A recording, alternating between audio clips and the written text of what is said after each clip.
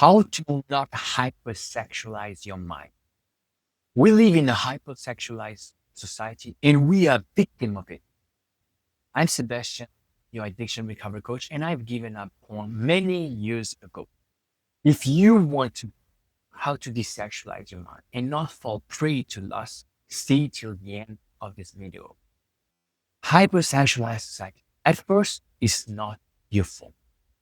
At first, it is not your fault. That's true. Because porn is not your fault.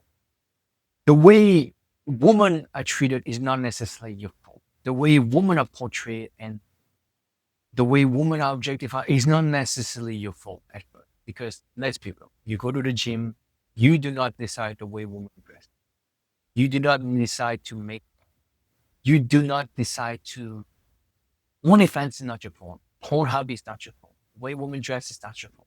The way women act is not your fault. The way women are in movies, not even porn, is not your fault. That's true. In that hypersexualized society where we are supposed to have sexual freedom, all of this is not your fault. That is very true.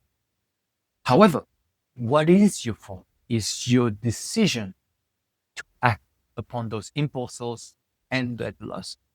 Because lust is just sexual energy gone wrong. It's just sexual desire gone wrong. Because in a way, hypersexualized society is not a wholesome thing. But sex, masturbation, and ejaculation in and of itself are not wrong, are not unwholesome. It can become unwholesome, but it depends the way you go about it. If you have lust, if you use sex, masturbation, porn as a compulsion to escape negative emotions, or just as a result of objectifying a woman, that is when it becomes unwholesome, and that is when it can lead you to your demise. Porn is the greatest weapon of lust.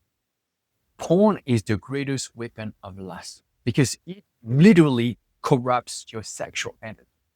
I don't think men would be so confused and lost without porn. They might have been, but not as much.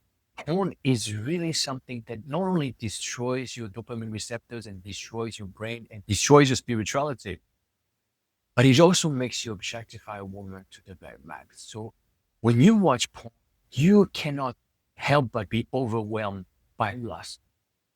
And I have lusted for many years because I've watched for many years, but even after I've given up porn, I was still addicted to my ejaculation. Because you have to understand, giving up is the first step, and it's a great step, and it's 70% of the work, but you still have to do the other 30%. That's why I always say that desexualizing your mind is a process. And even though I had given up porn, I was living in Thailand at the time, I was still objectifying a woman because in my mind, I had given up porn. There was nothing wrong with objectifying a woman. I had already given up porn. I was good to go. But I was living in Thailand at the time, as I said, but I was still hooking up with women, going on Tinder, going to see prostitutes, going to massage parlor. So I was really, really objectifying women to the max. I just was not watching porn. I wasn't necessarily ejaculating constantly. I was maybe doing it once a week, twice a week, or maybe once every 2 weeks. So I was able to be on semen retention. Like that not mean I was not addicted to my ejaculation, but I was constantly seeking ways to. I could not live without ejaculation, albeit not as often, but still. And I think that is the reason why after a year and a half of giving up porn, I relapsed hard for 5 months because I was still objectifying a woman. Because when you objectify a woman like I was, there is a shortcut to going back to porn very, very quickly. It is when I decided to not only give up porn, but objectifying women much less and not participate in hookup culture and participate on dating and in indulging in dating apps and just going to prostitute or going to massage parlor. That is when I could really desexualize your mind. I was doing the process wholeheartedly. And that is what I want for all of us.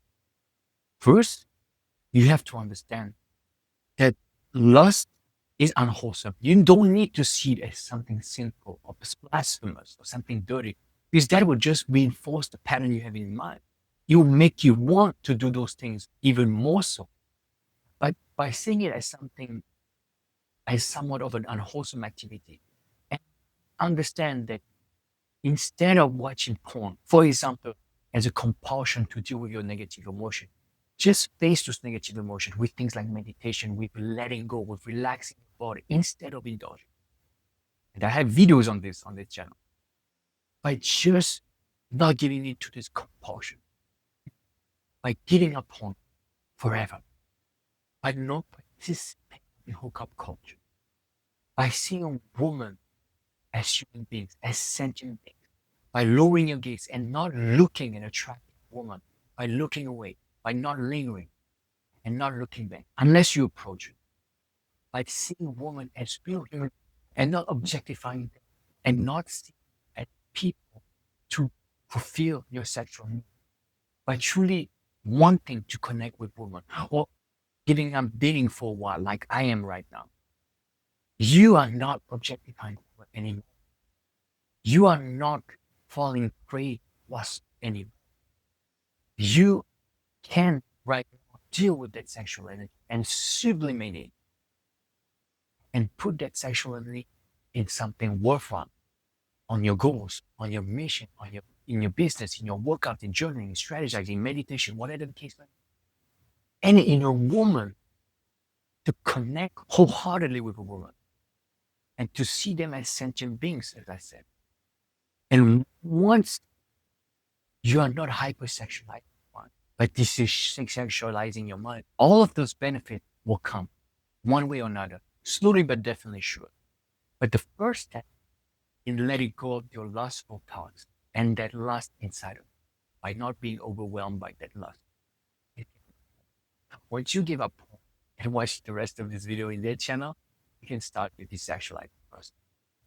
Thank you so much for listening. I'm Sebastien, your addiction recovery coach, and I'm here to help those of you who want to desexualize their mind, give up porn and other compulsions. Links in the description box below. I'm sure